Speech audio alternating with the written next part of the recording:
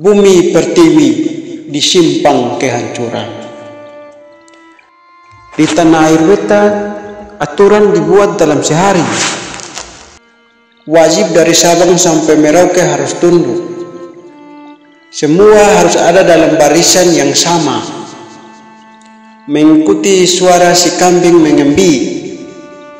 Aturan ditulis dalam tinta tebal, melarang bunga bermekaran di usia muda.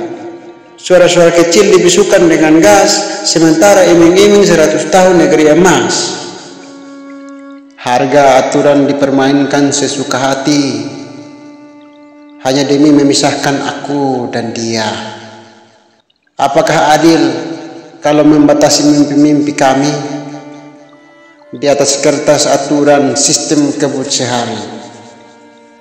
Wahai para pemegang pena kebijakan, dengarkan suara-suara kecil yang terdengar. Biarkan mereka terbang dengan sayapnya sendiri, karena negeri ini bukan milik anggota DPR. Garuda tidak terbang di seputaran gedung DPR saja.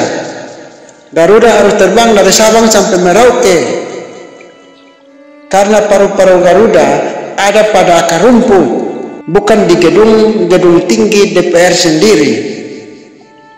Kau bilang ini untuk kesetaraan, tapi mengapa kesetaraan terasa begitu berbeda? Kesetaraan yang mana yang kau kejar? Ini cerminan dari keadilan atau kehancuran? Pikirkan kembali aturan yang kamu sepakati. Lihat wajah-wajah muda menahan dahaga keadilan. Jangan biarkan uang menjadi pintu kehancuran, karena masa depan negeri ini bukan hanya milik segelintir, tetapi untuk semua. Ada retakan yang tak terlihat, ada jeritan yang tak terdengar. Jangan bertanya pada rumput yang bergoyang, tapi siapa yang mendengarkan suara-suara kecil yang terhimpit di antara aturan dan ketetapan yang kau terapkan. Di seberang jalan ada si jahat bertanduk menunggu. Ada jurang yang dalam yang terbuka lebar. Jangan biarkan aturan menuntun menuju kebinasaan berkepanjangan hingga anak cucu. Kau bilang kami atur agar setara, tapi mengapa rasa setara itu terasa palsu? Mengapa aturan hanya untuk segelintir, sementara yang lain terjebak dalam labirin tanpa pintu keluar? Kau bicara tentang aturan dan keadilan, tetapi aturan dan keadilan mana yang kau kejar? Apakah hanya sekedar hitam di atas putih, ataukah ini aturan membuka pintu kehancuran?